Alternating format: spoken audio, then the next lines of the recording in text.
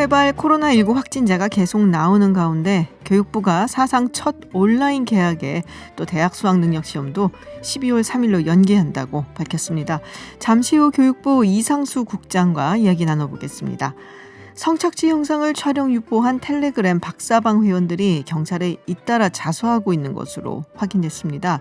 경찰은 조주빈이 사용한 암호화폐 지갑 등 관련 자료도 확보한 것으로 전해지고 있습니다. 총선을 앞두고 또다시 막말이 논란인데요. 국민의당 안철수 대표는 내일부터 국토종주에 나선다고 합니다. 서울타임즈에서 전해드리겠습니다. 김지윤의 이브닝쇼 시작합니다. 네, 오늘 정부가 다음 달 9일부터 고3과 중3을 시작으로 온라인 수업을 시작한다고 밝혔습니다. 이와 더불어 2021학년도 수능도 기존 11월 19일에서 12월 3일로 2주가량 미뤄지게 됐는데요. 오늘 정부 브리핑 내용과 관련해서 교육부 이상수 교육과정정책관 연결해서 자세한 이야기 들어보겠습니다. 안녕하세요. 네, 안녕하십니까. 네, 4월 9일부터 중3 그리고 고3 학생들부터 온라인 개학을 시작하겠다라고 밝혔습니다. 이 두 학년 먼저 우선적으로 개학을 결정하게 된 거는 아무래도 대입 그리고 중3 학생들도 또 고입이 있지 않습니까? 있는 그런 학생들도 있으니까 그 이유겠죠?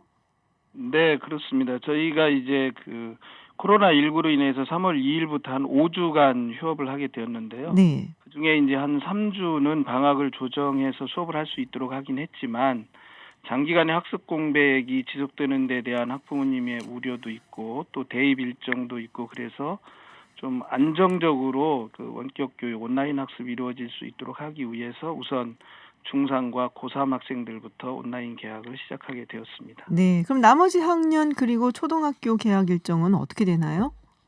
네, 고등학교 1, 2학년 그리고 중학교 1, 2학년, 초등학교 4학년에서부터 6학년까지는 4월 16일부터 온라인 개학을 하게 되고요. 네.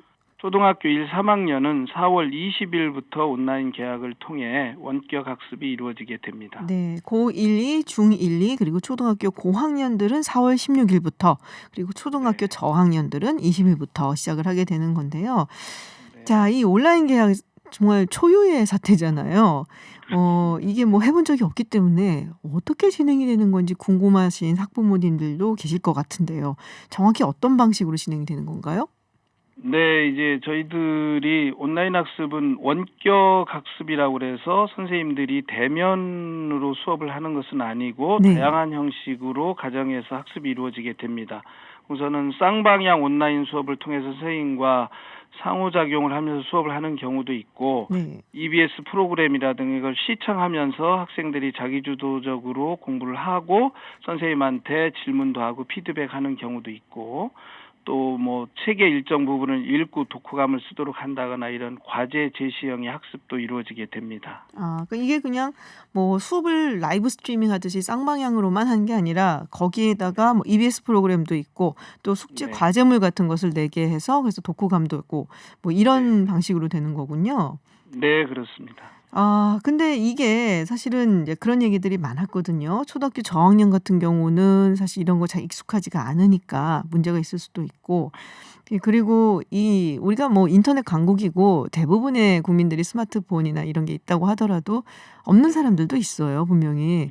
네, 이런 분들, 이런 학생들을 위한 지원 같은 건 어떻게 되나요? 네, 우선은 이제 초등학교 저학년의 경우는 사실 전자기기에 익숙하지 않을 수도 있고 또 오랫동안 노출되는 것은 바람직하지 않기 때문에 네. 저희가 지금 또 EBS와 협력해서 학생들이 재미있게 수업을 즐길 수 있도록 하는 그러한 방안도 있고 또 선생님께서 이제 부모님과 통화를 하면서 학생들의 안전도 체크하고 또 재미있는 놀이 중심의 그런 집에서 학습을 할 수 있도록 하고 시간도 좀 유연하게 해줄 생각입니다. 그리고 이제 우리나라가 IT 강국이어서 대부분의 가정에서 그 스마트 기기 등을 가지고 있지만 혹시 구비하지 못한 경우에 대비해서 네. 그동안 저희들이 저소득층에 대해서는 스마트 기기나 통신비 지원을 해왔는데 이번에 그걸 더 확대하기도 하고 또 지금 기기가 없거나 또는 통신이 어려운 학생들에 대해서 저희가 신청을 받아서 기기를 무상으로 대여하거나 또 학교 또 교육부, 시도교육청이 보유하고 있는 기기를 지금 대여해 주도록 하는 제도를 시행하고 있어서 원격 수업에 차질이 없도록 할 예정입니다. 근데 이런 경우도 있거든요. 자녀가 둘, 셋인 경우. 이럴 때는 이제 또 물론 뭐 스마트폰이라든지 이렇게 넉넉하게 구비되어 있는 경우도 있지만 그렇지 않은 경우도 있을 수도 네, 있는데요. 그렇습니다. 네. 네. 그래서 저희가 이제 다자녀 가정에 대해서도 지금 네. 상황을 파악하고 있고 지원 방안을 모색하고 있고요. 이 원격 수업은 정확한 쌍방향 수업이 아닌 경우는 정확한 시간대에 꼭 이루어지는 것은 아닙니다. 그래서 이제 오후 시간에도 가능하고 저녁 시간에도 일정 부분의 수업은 가능하기 때문에 가정 안에서 적절한 시간대에 수업을 할 수 있는 방법도 저희가 고안을 해두었습니다. 그럼 뭐 시간대가 좀 달라질 수도 있는 건가요? 이게 네, 겹치지 않도록? 그렇습니다. 네네. 학교마다도 좀 시스템들이 다를 텐데요. 뭐 어떤 지역은 소득 수준이 좀 높아서 학교의 지원이 좋은 경우가 있고 또 다른 지역은 좀 학교 지원이 시스템이 잘 갖춰지지 않은 곳들도 있고 할 텐데요.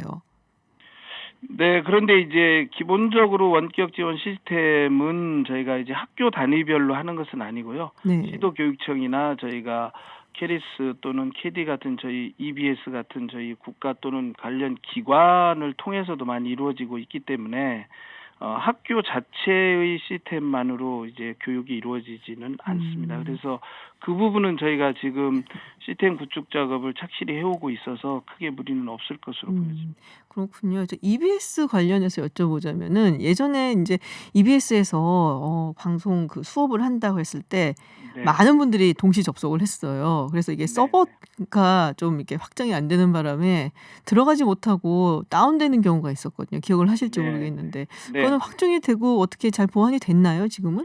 네. 지금 저희들이 교육부하고 시도교육청도 예산 지원을 하고 네. 또 EBS도 적극 협조를 해서 동시 접속이 가능하도록 저희가 서버 확충을 현재 해둔 상태이고 지속적으로 그에 따른 보완 조치를 지금 해나갈 예정입니다. 그렇군요. 이게 뭐 초유의 일이다 보니까는 교육부 측에서도 굉장히 네네. 준비할 일들이 많으실 것 같아요. 또 네, 그렇습니다. 하다 보면 뭐 시행착오도 있을 수 있고 그래서 그때그때 이제 기민하게 대응을 하실 걸로 저희가 부탁을 좀 드리는데 그러면 네. 언제까지 이게 온라인 수업이 진행되는 건가요?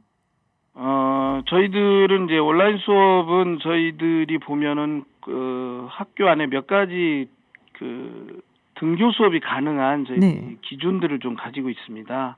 예컨대 확진자의 발생 추이라든가 네네. 감염병을 어느 정도 사회적으로 통제 가능성이 있는지 학교가 방역 등 개학에 준비가 돼 있는지 등을 종합적으로 고려하고 그 상황들에 대해서 전문가들 또는 저희 질병관리본부 또 시도교육감님들과 협의를 해서 개학의 시기를 정하게 되는데 저희들이 가능하다면 지금은 그런 상황들 추이를 보면서 결정을 하지만 현재로서는 좀 등교해서 중간고사를 볼 수 있는 시기 안에 최대한 빨리 이제 종속되기를 바라면서 현재 원격 학습을 진행하고 있습니다.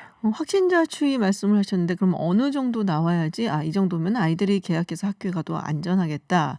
뭐 이런 기준이 있나요?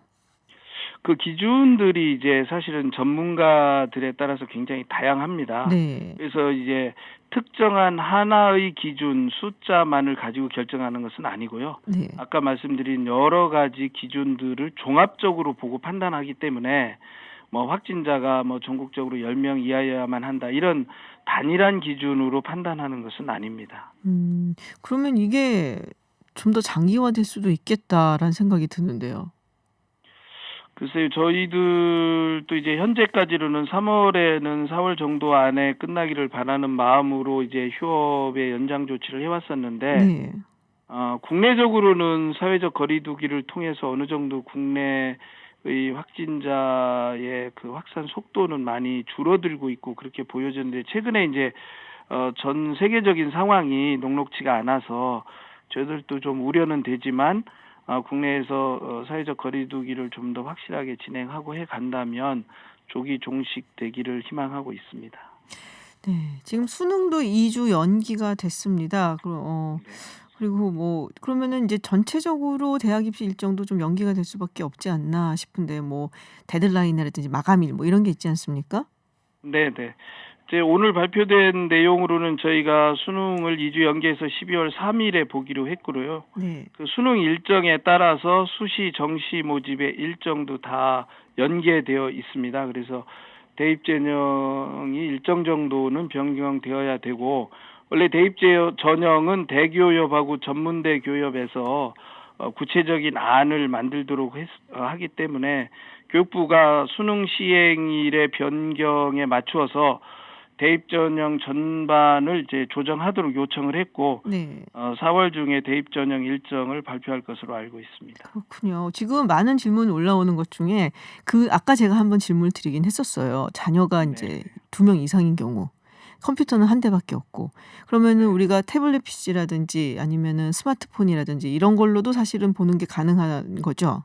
네네, 그렇습니다. 그러면은 자녀 한 명은 컴퓨터로 보고 다른 자녀 한 명은 태블릿 PC나 뭐 스마트폰으로 본다든지 뭐 이런 식으로. 네네. 그럼 시간도 약간 좀 조절을 한다고 하셨는데 이게 또 뭐 어느 학년에 걸릴지 모르기 때문에 그거는 네. 사실은 뭐 크게 영향은 없을 것 같습니다만 어쨌든 다자녀의 가구인 경우에는 뭐 컴퓨터가 하나 있고 스마트폰이 하나 있고 요렇게는 갖춰놔야 되는 뭐 이런 상황이 된 것 같습니다. 맞습니까? 네, 뭐 그렇다고 볼 수도 있는데 아까 네. 말씀드린 것처럼 이제 그 반드시 그 스마트 기기를 사용해서 특정한 시간대에 하는 수업만 있는 것은 아니고요. 네. 과제 제시형 같은 경우는 저희가 LMS 시스템이나 학교 홈페이지나 또는 학생들의 스마트 기기로 통신으로 과제를 제시해 주면 그 과제를 학생이 수행하는 시간은 저희가 시간표를 짜서 이제 이 시간대에 학교 정규 수업처럼 해보라고는 하지만 그런 과제형 수업이나 이런 것들은 본인이 당일날 편리한 시간대에 수업을 할 수 있기 때문에 기기를 늘 손에 들고 학습하는 구조는 아니다. 이렇게 볼 수도 있습니다. 그래도 쌍방향 수업이 있으니까 어쨌든 그렇죠. 그게 겹칠 쌍방향 수는 수업을 할 있잖아요. 경우에는 그거는. 이제 네. 기기를 가지고 해야 됩니다. 네, 그렇군요. 자, 지금 어린이집 그리고 유치원 같은 경우는 이제 무기한 연기 결정을 내리셨단 말이에요. 네, 뭐 이런 결정을 내린 배경이 좀 있을 것 같은데요. 네, 유치원이나 어린이집은 이제 유아이기 때문에 네. 우리 유아들의 발달 단계나 또는 그 유아 교육은 요즘에 이제 놀이 중심 교육 과정을 운영하도록 하고 있는데 그러면 이제 그 놀이 중심 교육 같은 경우에 저희들이 온라인으로 하는데 좀 한계가 있는 부분도 그렇겠죠. 있고, 네. 예, 여러 가지를 고려해서 저희가 온라인 계약도 좀 곤란한 부분이 있고 또 너무 어린 아이들이 이런 스마트 기기에 오래 노출되는 것에 대한 우려 이런 것들을 종합적으로 고려했다고 보시면 되겠습니다. 그렇군요. 자, 이제 긴급 돌봄 서비스를 이제 연장하겠다라는 방침인데요. 이게 유치원하고 어린이집이 너무 이제 개원이 계속 연기가 되니까 네. 처음엔 신청률이 좀 저조하다는 얘기가 있었거든요. 최근에는 어떻습니까? 지금 이제 긴급 돌봄의 참여율은 조금씩 올라가고 있는데요. 네. 저희가 지금 긴급 돌봄도 역시 감염병 예방을 위한 이 사회적 거리 두기를 실천하면서 안전을 우선으로 하고 있어요. 그렇죠. 그러다 보니까 이제 가정에서 가능하신 부분들은 대부분 긴급 돌봄보다는 가정 돌봄을 하고 있기 때문에 네. 이 수치가 이제 크게 참여율이 많이 안 올라가는 것이 돌봄 서비스의 문제라든가 이런 것보다는 가정에서 사회적 거리두기를 실천하시는 상황이기 때문에 참여율이 그렇게 높지는 않다. 이렇게 보시면 되겠습니다. 그렇군요. 지금 또 올라온 질문 중에 장애 학생에 관한 질문이 있습니다. 네네. 네, 이 장애 학생 어떤 지원 방안이라든지 이런 게 있는지 꼭 여쭤봐 달라고 하는데요. 네, 맞습니다. 그래서 저희가 장애 학생들의 경우도 굉장히 그 원격 학습에 어려움이 있기 때문에 네. 수화라든가 이런 것을 통해서 지원을 하고 또 이제 이 특수 담당 선생님들이 다양한 방식의 그 원격 학습을 위한 준비를 하고 있습니다. 더불어서 기본적으로 선생님들이 돌봐야 되는 경우들도 있고 네. 가정에서 직접 대면으로 좀 가르쳐 주는 것도 필요하기 때문에 그런 안전이 담보되는 범위 안에서 지금 수내에서 가정 방문 교육도 하는 것을 현재 저희들이 적극 검토하고 있습니다. 아, 수뇌에서 가정 방문 교육을 하는 경우도 지금 검토를 네. 하고 계시고 뭐 수화 학습이라든지 뭐 네, 이런 여러 가지 좀 그 장애 학생들을 위한 좀 맞춤형 그런 네, 이제 교육 맞습니다. 방식을 생각을 하고 계시다. 지금 준비는 하고 계시는 것으로 그러면은 저희가 알면 될 것 같고요. 자, 네. 수능 이야기 잠깐 해보자면은 이제 고3 학생들이 진짜 불쌍해요. 이번 학년 네. 학생들이. 네. 제가 몰랐는데 저희 친구가 고3 아들을 두고 있어서 얘기를 해주는데 네, 네. 지금 고3 학생들이 부침이 굉장히 많았더라고요. 그 입시 제도가 계속 바뀔 때마다 항상 걸리는 네, 네. 학생들이어서 근데 하필 또 이번에 코로나19 때문에 굉장히 힘들어졌습니다. 네. 자, 아무래도 지금 5주를 학교를 뺐단 말이에요.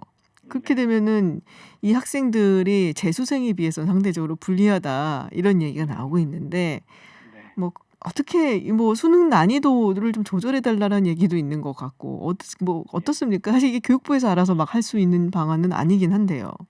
네, 그렇습니다. 저희들이 우리 지금 올해 고3이 된 학생들이 좀 수업이 5주 정도 지연되고 있고, 물론 그 기간 동안에 이제 학생들 스스로도 굉장히 공부를 많이 했고, 네. 저희들도 다양한 방식으로 원격 수업을 지원해 왔습니다.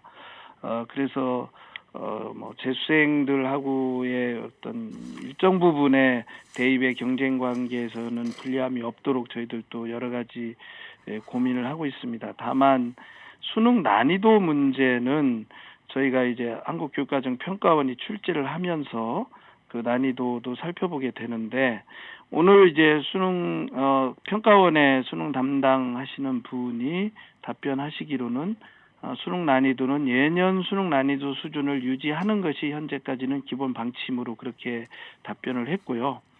한국교육과정평가원에서 6월, 9월에 모의평가를 보게 됩니다. 네. 이 모의평가를 통해서 올해 학생들이 어느 정도 그 모의 문제에 대해서 답변을 하는지 등을 살펴보면서 올해 수능의 적정 난이도를 유지할 것으로 그렇게 알고 있습니다. 네. 저희가 지금 질문들이 굉장히 많으셔서 시간은 다 됐고 그래서 제가 한번 정리를 해 볼게요. 그래서 네. 우리 이상수 정책관님께서 들으시고 '아 그거 아니다.' 싶으면은 정정을 해 주시길 부탁을 드릴게요. 네, 네. 네. 일단 중3 고3 학생들부터 4월 9일 온라인 개학이 시작이 되고 4월 16일에 고1, 2, 중1, 2 그리고 초등학교 고학년 학생들이 온라인 개학 그리고 초등학교 저학년 학생들은 4월 20일에 개학을 하게 되는 거고요. 인제 언제 정말로 학교에 갈지는 아직은 정해진 바가 없고 이게 인제 또 상황을 보고 전문가들의 의견을 듣고 진행을 하실 계획이시고요. 네. 그리고 지금 이제 온라인 수업이기 때문에 스마트 기기가 있어야 되는 상황이잖아요. 네. 컴퓨터라든지 스마트폰, 태블릿 PC. 이게 구비가 되지 않은 가정 같은 경우에서는 이 조사를 해서 지금 지원을 해 주는 방안을 검토를 하고 계시고요. 그리고 이제 다자녀인 경우 요 질문이 되게 많거든요. 뭐 자녀가 둘 이상인 경우 일단은 컴퓨터 한 대 그리고 스마트 기기가 한 대가 있어야 되는 거죠. 스마트폰이라든지 태블릿 네. PC라든지. 그래서 시간 같은 경우에는 사실 겹칠 수밖에 없는데 이 교육 과정이 지금 말씀하신 쌍방향으로 하는 그런 교육 과정도 있고 EBS를 통해서 가는 과정도 있고 숙제를 내주면은 또 학생들이 알아서 그걸 하고 선생님께 제출을 해서 네. 그걸 검사를 받는 좀 자율적인 부분도 있고 근데 인제 쌍방향 수업을 할 때 시간이 겹치는 경우는 사실은 어쩔 수 없는 거잖아요. 네, 네. 네. 근데 그런 경우에 혹시 우리도 스마트 기기가 하나밖에 없기 때문에 필요하다라고 요청을 하면 지원을 해줄 수 있는 건지 그 부분은 네. 얘기가 안 나왔는데 어떻게 고려를 하셨던가요?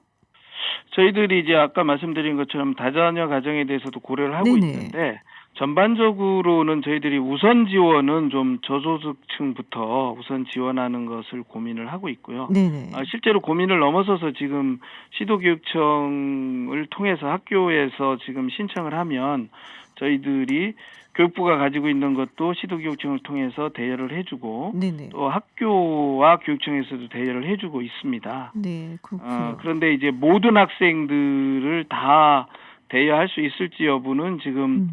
신청되는 내용을 보면서 최대한 지원할 수 있도록 저희들도 기기를 적극 확보하고 있고, 시도교육청에도 기기 확보를 요청해 두었습니다. 네. 자 그리고 장애 학생들에 대해서는 이 학생들을 위한 뭐 특별 수업 과정이라든지 뭐 그러니까 수화를 하는 선생님이 나오셔서 뭐 강의를 한다든지 뭐 이런 식으로 맞춤형 학습 자료를 마련하고 계신 것이다. 맞나요? 네. 네, 맞습니다. 네. 그리고 유치원과 어린이집은 지금 현재 무기한 개원을 연기한 상황이고 아무래도 유아들이다 보니까 조금 더 보건에 좀 신경을 더 네, 많이 네. 써야 되는 상황이다. 지금까지 이렇게 정리를 좀 했습니다. 맞습니까? 네네. 예, 맞습니다. 그리고 저희가 이제 현재 그 등교 일자를 정하지는 네네. 않았지만 저희가 원격 수업을 해 가면서 혹시 상황이 호전되는 경우에는 일주일에 하루나 이틀 정도 이제 학년을 달리해서 네네. 학교에 나와서 이제 집합해서 수업을 하는 것을 겸해 가다가 이제 상황이 여건이 완전히 호전되면 전면적으로 학교에 등교하는 것까지 저희가 적극 검토를 하고 있습니다. 그렇군요. 좀 점차적으로 상황을 네, 봐가면서 조금 학년을 달리한다든지 많이 겹치지 않도록 네, 학교에 네, 하루 정도씩 일주일에 하루 정도씩 네, 나오는 방안도 검토 중이시다라는 네, 네. 말씀이셨습니다. 네, 오늘 많은 정보 주셔서 고맙습니다. 네, 오늘 말씀 감사합니다. 네, 감사합니다. 네, 지금까지 이상수 교육부 교육과정정책관과 이야기 나눴습니다. 네, 서울타임즈 시간입니다. 오마이뉴스 박종호 기자 그리고 프레시안의 곽재훈 기자 나오셨습니다. 어서 오세요. 안녕하십니까? 안녕하세요. 네, 교육부 소식을 전해드리느라 조금 늦어졌어요. 네. 이게 뭐 또 초미의 관심사니까. 그렇습니다. 네, 아무래도 조금 그게 제일 중요하죠. 네, 양해를 좀 부탁드리고요. 네, 먼저 지금 자가격리를 위반하는 사람들이 계속 나오고 있어요. 이러면 안 되는데 그렇습니다. 지금 뭐 제주도에 여행을 갔던 네. 강남 그 모녀, 유학생 모녀 굉장히 뭐 여러 가지로 비판을 많이 받았잖아요. 네, 근데 이 거짓말하고 자가격리 무시하고 자꾸 왜 나오는지 모르겠어요. 계속 나오고 있습니다. 네. 제주도가 이 모녀에 대해서는 모두 1억 3천여만 원을 청구했습니다. 우와. 이 손실 액수 같은 걸 합쳐가지고 청구했고요. 또 지난 23일에는 필리핀 여행에서 돌아와서 지난 28일 확진 판정을 받은 50대 여성 A 씨는 역학조사관에게 지인과 식사한 사실을 얘기하지 않았습니다. 그런데 A 씨와 지난 25일 점심을 같이 먹은 50대 남성 B 씨가 오늘 확진 판정을 받았어요. 어머. 그러니까 얘기를 안 한 겁니다. 숨겨놨던 건데 평택 씨는 이 숨긴 걸로 생각을 하고 이 A 씨를 고발하기로 했다라고 밝혔습니다. 잊어먹은 게 아니고 숨긴 것이다. 숨겼다고 보고 있습니다. 평택 씨는. 아, 그렇군요. 좀 그리고 단호하게 이렇게 조치를 하는군요. 이제. 또 영국인 남성 이것도 많이 보도가 됐는데요. 네. 23일 진단 검사를 받고 24일 확진이 된 이 영국인 남성 닷새 동안 마스크를 쓰지 않은 채 수원, 용인 뭐 이게 4개 도시를 이동하면서 23명과 접촉을 했고 집 근처에 스크린 골프장도 찾았습니다. 이렇게 열심히 활동을 해서 법무부는 강제 추방 조사에 착수를 네. 했고요. 여러 가지 조치를 검토하고 있습니다. 또 한남동에 거주하는 40대 폴란드인 이 C 씨 네네. 자가격리 중에 동거인인 폴란드인 남성을 이분도 확진자거든요. 네네. 이분을 면회하기 위해서 병원을 갔다 온 게 CCTV에 찍혔어요. 아이고. 참 좀 당황하네. 충격적인데요. 그러니까 물론 확진자 면회가 불가능해서 예. 확진자를 만나지 못했지만 용산구는 다른 건 몰라도 병원 방문을 묵과할 수 없어서 네네. 이 폴란드인을 고발하게 됐다라고 설명을 했습니다. 그러니까 이게 신천지에서 대구 뭐 요양병원의 집단 감염에서 해외발 확진자 네네. 이렇게 코로나19 지형이 좀 변하고 있는데요. 자가격리 꼭 지켜야 됩니다. 그러니까요. 이제 지금 내일부터 0시죠 사실은 오늘 네. 0시부터 해외 입국자들이 이제 2주 동안이죠. 의무적으로 자가격리를 해야 됩니다. 네. 자, 이제 입국 단계에서부터 좀 철저하게 방역을 한다고 하는데 어떻게 되는 건가요? 네, 그러니까 내일부터, 그러니까 오늘 자정부터 한국에 오는 모든 입국자는 2주간 의무적으로 자가격리를 해야 하고요. 네. 일단 증상이 있는 유증상자는 공항에서 코로나19 진단검사를 먼저 받게 됩니다. 그리고 무증상자의 경우에 내국인, 그러니까 한국인과 장기체류 외국인은 거주지에서 그리고 거주지가 없는 경우에는 임시시설에서 격리 생활을 하게 되는데요. 이 격리시설 이용에 따른 하루 10만 원 안팎 비용은 본인이 부담하게 됩니다. 네네. 그리고 일반적 경우와 달리 해외 입국자가 자가격리를 할 때는 국적을 불문하고 생활비도 지원하지 않습니다. 정부는 우선 9개 임시검사시설 1,600시를 이 단기체류 외국인 격리에 활용할 방침인데요. 이후에 필요하면 확충한다는 계획입니다. 지금 입국자들은 공항에서 정부가 만든 이 자가격리 안전보호 앱이라는 이 휴대폰 애플리케이션이 있거든요. 요거를 통해서 이제 지방자치단체로부터 그 동선 이런 걸 관리를 받게 되고요. 네. 지금 감염병 예방법 개정에 따라서 자가격리 수칙 위반자에 대한 처벌이 강화가 됩니다. 그러니까 지금부터는 지금까지는 300만 원 이하 벌금 부과 조항만 있었는데 오는 5일부터는 1년 이하 징역 또는 1,000만 원 이하 벌금까지 받을 수 있도록 되어 있습니다.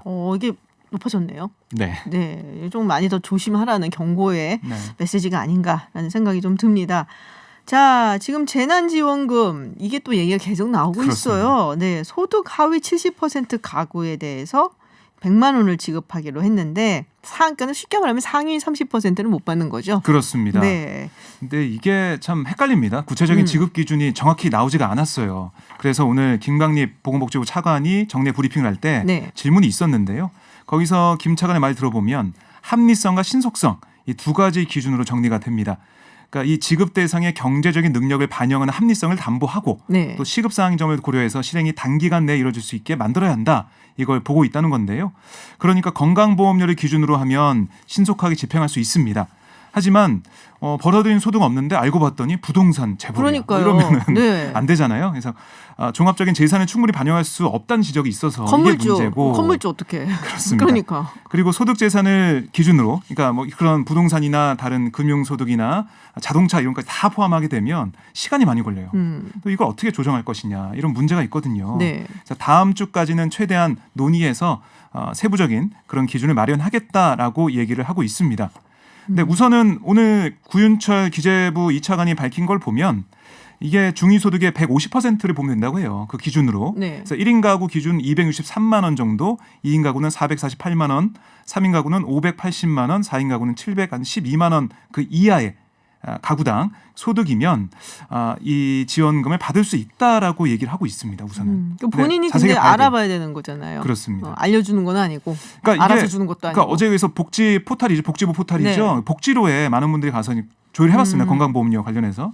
근데 그걸로만 할지 아니면은 재산까지 반영할지 소득 인정액이라고 하는데. 글쎄 뭐 굉장히 부자이신 분들도 건강보험료는 저보다 훨씬 적게 내는 분을 제가 봤기 때문에 그러니까요. 정확하진 않은 것 같아요. 그까지 그게. 봐야 될지 네. 이게 좀 고민스럽습니다. 그러니까요.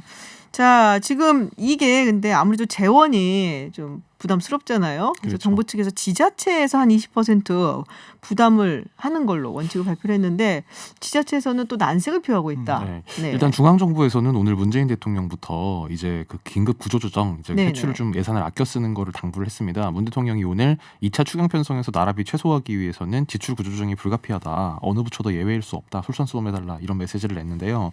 근데 지금 일부 지자체 뭐 예를 들면 특히 부산시 같은 경우에는 20% 분담하는 게 좀 부담스럽다. 전에 국비로 좀 해주면 안 되겠냐. 이제 이런 입장을 표명을 하고 있습니다. 지금 부산시에 따르면 부산에는 지금 149만 9천여 가구 중에 한 117만여 가구가 이 지급 기준에 해당이 되는데요. 이제 그랬을 경우에 부산에서 예산이 한 7,251억 원 정도가 필요한데 네. 이제 부산시는 긴급재난지원금을 주는 입장에는 동의를 하는데 이게 20% 분담은 좀 부담스러워서 이것은 이제 그 상당수 국민을 대상으로 하는 지원금인 만큼 중앙정부에서 추진하는 게 바람직하다. 국비로 지원해달라 이런 입장입니다. 그래서 부산시는 그래도 좀 여유가 있을 편인데도 저렇게 얘기를 하고 있는데 지자체 중에 정말 여유가 없는 곳들도 네. 꽤 많거든요. 그러니까요. 네. 그러니까 부산시도 각 구청에다가 좀 부담을 해주면 안 되겠냐 또 얘기를 하고 네네네. 있더라고요. 근데 구청은 우리도 돈이 없다 그러고 있고 이 문제는 중앙정부 좀 한 번은 봐야 될 것으로 보입니다. 있어도 없다고 하는 게 사실은 보통은 그런 경우긴 한데요. 자, 텔레그램 박사방에 참여했던 유료 회원 3명이 자수를 했다는 소식이 있습니다. 네, 네. 이 조주빈이 구속된 이후에도 관련 수사가 이어지자 유료 회원 3명이 네네. 스스로 자수 의사를 밝힌 것으로 전해지고 있는데요. 일부는 경찰 조사까지 마친 것으로 알려지고 있습니다. 이게 지난 27일이죠. 박사방에 가담한 것으로 추정되는 40대 남성이 극단적인 네네, 선택을 맞아요. 한 그런 일도 있었는데요. 경찰은 어쨌든 자수 여부와 상관없이 대화방에 참여해 조 씨의 범행을 돕는 등의 불법 행위에 가담한 이들에게 책임을 물어 처벌하겠다라는 얘기를 좀 하고 있습니다. 그리고 이용표 서울지방경찰청장도 경찰 수사와 별도로 가담자들이 스스로 자수해서 사건의 실체를 밝히는 데 협조하고 자신들의 불법 행위에 상응한 처벌을 받는 게 피해자와 국민에 대한 최소한의 도리다라고 얘기하고 있으니까요. 자수한 게 참작은 되겠지만 수사가 미진하게 되거나 그런 일은 없을 거로 보입니다. 네. 근데 경찰이 지금 박사방 그러니까 피해자라고 해야겠죠. 20명의 네네. 신원을 네. 확보를 했는데 절반이 아동 청소년이다. 뭐 알고 있던 바이긴 하지만 또 확인을 하니까 굉장히 충격적이네요. 네, 씁쓸하죠. 네. 이제 서울중앙지검 디지털 성범죄 특별수사 이 태스크포스에서 경찰 송치 기록을 검토하면서 이 3차례에 걸쳐서 이 조주빈을 조사하는 과정에서 피해자 20명의 인적 사항이 특정이 됐다고 합니다. 그래서 앞서 경찰은 이 피해자가 74명, 그 가운데 네. 미성년자가 16명이라고 밝힌 바가 있는데 이 보강 수사 과정에서 피해자 20여 명의 신원을 확인을 했는데 이제 기본적으로 성폭력 범죄에서 피해자 조사는 중복해서 안 하는 하는 게 원칙이기 때문에 경찰에서 확인한 내용으로 조사를 하는 거라서 뭐 검찰에서 추가로 조사를 하거나 이제 현재로서는 그럴 것 같지는 않습니다. 그래서 확인된 피해 내용을 중심으로 이 조주빈에게 범행 과정 또 경위를 지금 확인을 하고 있는데요. 뭐 그 수사 결과 아르바이트 등을 미끼로 온라인에서 알게 된 이 미성년자 피해자들을 유인해서 얼굴이 나오는 사진을 받아내서 이것을 빌미로 뭐 협박하고 그 촬영 동영상을 찍도록 이제 협박을 해서 그렇게 받아낸 것을 이 박사방을 통해 네. 이렇게 그 유포한 걸로 지금 조사가 되고 있습니다. 근데 가해자들은 또 좀 연령대가 있는 남성들이 많다라는 뭐 루머긴 루머인데 네. 네, 그런 얘기가 돌고 있어서 참 굉장히 씁쓸하고 속상하고 가슴이 아프고 누군지 좀 알고 싶고 그렇다고 해서 제가 뭐 찾아가는 건 아니지만 찾아갈 수도 있고 아니 그렇습니다. 뭐 일단 그 보면 그 대가로 돈을 냈다는 사람들 그러니까요. 보면 뭐 몇십에서 몇백 정도라고 하는데 그 정도 자금을 끌어올 수 있는 사람들일 거 아니에요. 네, 그렇죠. 네. 자, 그래도 짧게 정치 소식 하나만 하죠.